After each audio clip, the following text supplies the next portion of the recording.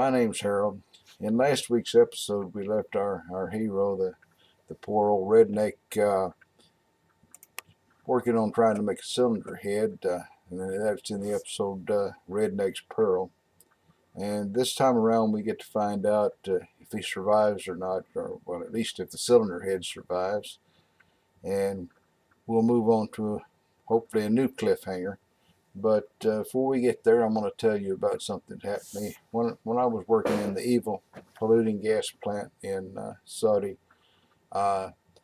We had a bunch of compressors. There was actually 4 units there. The first one took in the gas from the oil field called Abu Ali, and the gas would come in full of hydrogen sulfide, so they had to sweeten it up, which meant removing the hydrogen sulfide because the stuff's deadly poison and it's corrosive and all that. So they had a tower that they had amine in, and they would blow the gas up through the amine, and the amine would grab all the hydrogen sulfide. And that would go to another unit in the plant there that would boil the amine and send all the hydrogen sulfide back to a gas right out the top and send it down to the sulfur plant where they would turn that hydrogen sulfide into sulfur. And there was one other unit there that was a utility unit. They made steam and pure water and provided air for the instruments and had nitrogen, and the water was a fine thing. That stuff cost more than gasoline. It was pure demineralized water, and we would sometimes load a truck of it and send it out to one of the smaller plants, and every now and then that truck would arrive empty. And the driver, well, I don't know, Sadiq, maybe the guy didn't close the valve.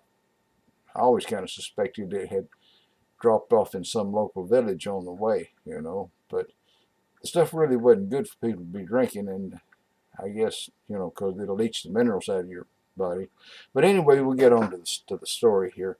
I had moved into the training departments, which meant I was working straight days, and at 4 o'clock the bus would show up to take us home, and by 4:30 we'd all be loaded up and going. Well, come Wednesday afternoon, which is the beginning of the weekend there is Thursday and Friday, and the bus shows up, and boom, down goes the gas plant, and of course all the other units go down right along with it, like kicking over a stack of dominoes. Well, this happened next week, Wednesday, 4 o'clock, the bus is there, boom, just as regular clockwork, the plant goes down again.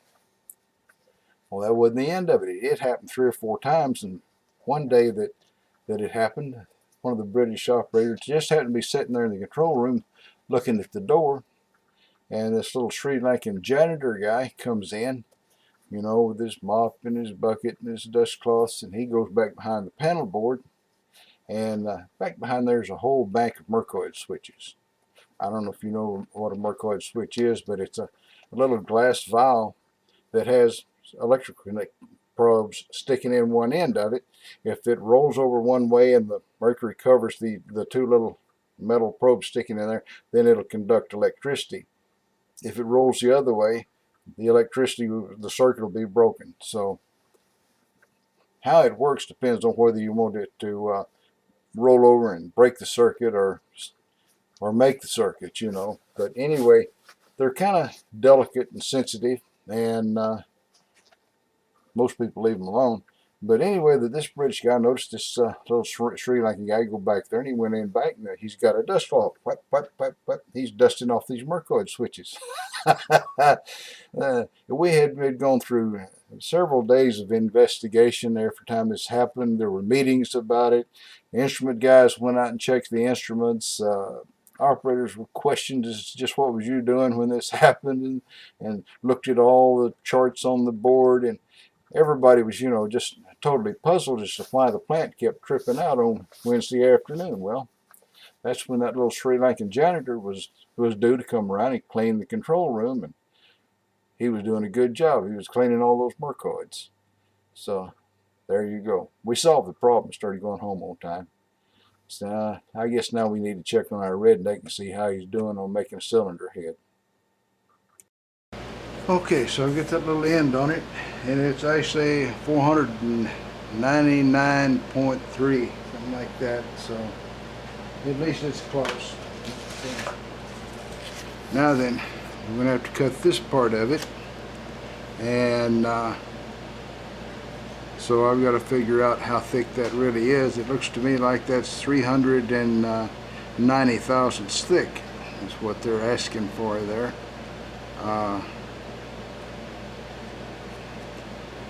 To me, that's what it looks like. I'm going to look it over a little bit, study it some to make certain, but that's, I think that's the end here. So we're, you know, looks like 390 to me. I'll look at it a minute. Okay, got my brain in gear now. That actually is 270 thousandths there to there, so that's what we'll cut off, 270.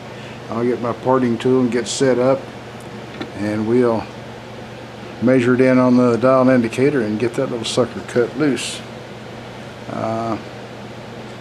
Hang on while I get the tools.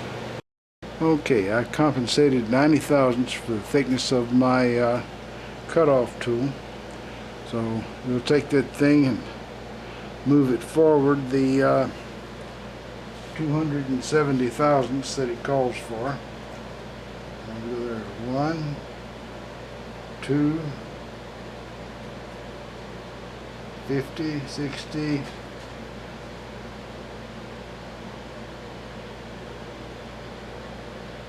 70, 270 thousandths right there. That's what it says to cut it off at. And I'll move this little magnetic thing and lock my carriage down so it doesn't move and cut that little booger off.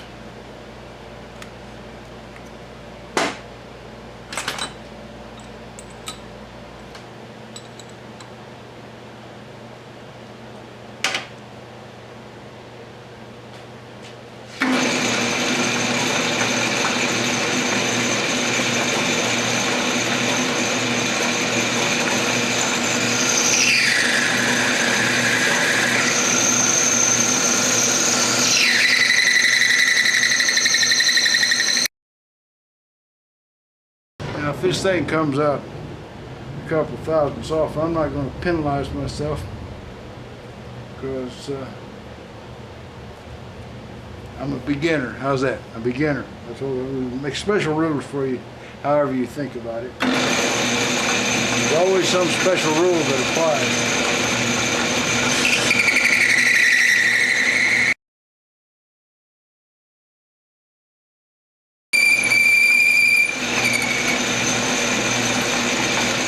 That's probably close enough to cut it off with a hacksaw.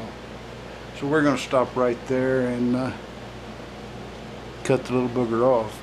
Well, I lied to you again. I went ahead and parted it off, and all I've got left there is that little thing on the end. And I don't know how thick it is. Let's see. I hate to let you see this. It may be way off of the spot, but yeah, it's 0.158, so it's a little bit thick. I may have to figure out how to trim that little bit extra off. 12 thousandths too thick, or 13, give or take what kind of math you use. All right, down to 0.156, so this thing's coming right on along.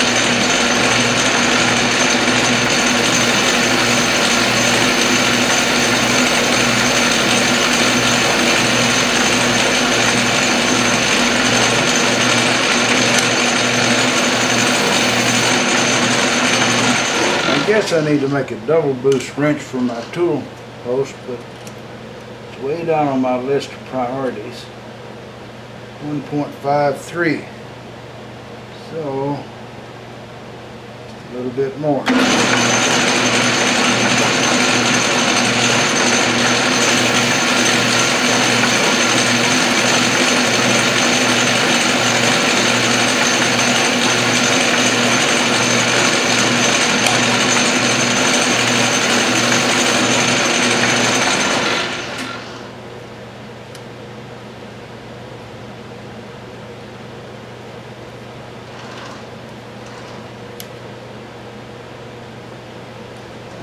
.52 is what it looks like.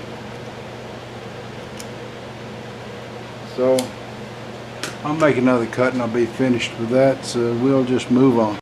Okay, the cylinder head is finished and it's within a thousandth overall, and this is the right size, so I have to assume between these two there may not be more than a half a thousandth off of the specs there, so everything's looking pretty good. It's hard to deburr that little booger right there. I'm sure I'll get it worked out, but got a little burr around the rim of it. Next is the crank wheel, and it's got to be 1.125, so I put that same big chunk of aluminum back in there and cut it out of that, and it's going to be 1/4 of an inch thick, so that'll be my next job, the crank wheel. I decided to use a real micrometer instead of guessing by the calipers, and it looks like I've got about 10 thousandths to go here. And what I can tell, I'm at 1.135, so another 10 thousandths won't be much of a cut. They'll hopefully sneak up on it a little bit.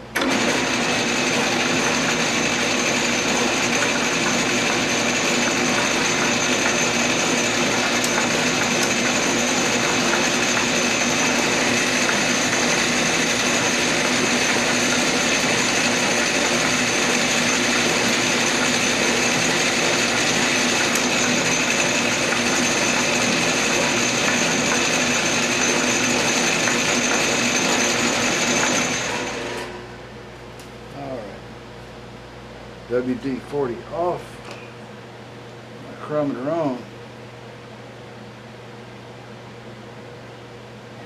All right, it's 1.127. Spring cut might just clean that off of there.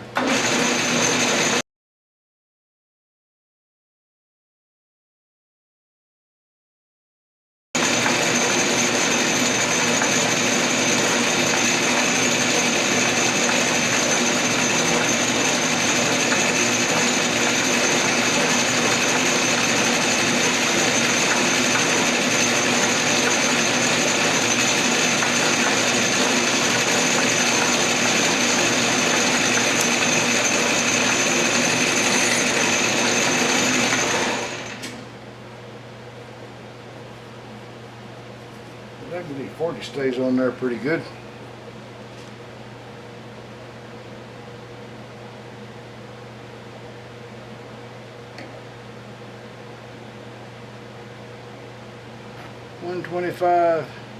.5.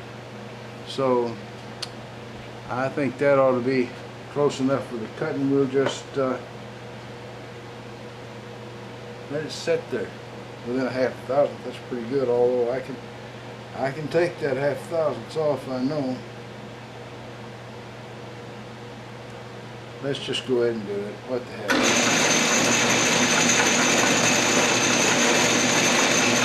Which I may come to the realization that I should have left well enough alone.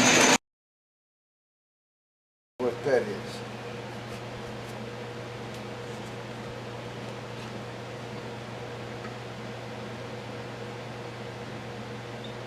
Well, should have left well enough alone. That's 1,000th under now.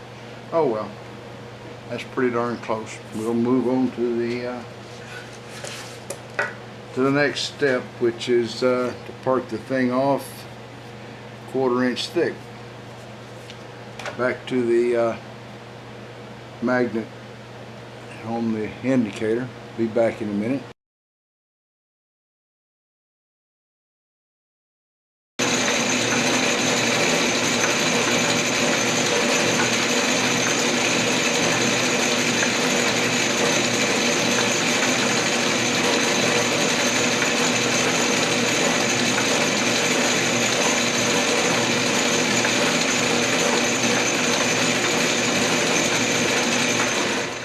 And then again, we might shove it in 1 inch, which is about what I did. But I don't want to come up, find myself just a fraction short of being deep enough. So that. We'll ream the little booger.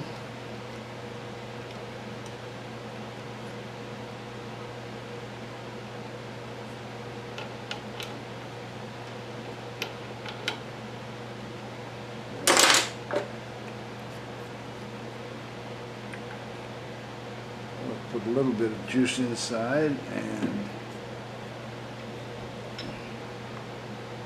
a little bit of juice outside.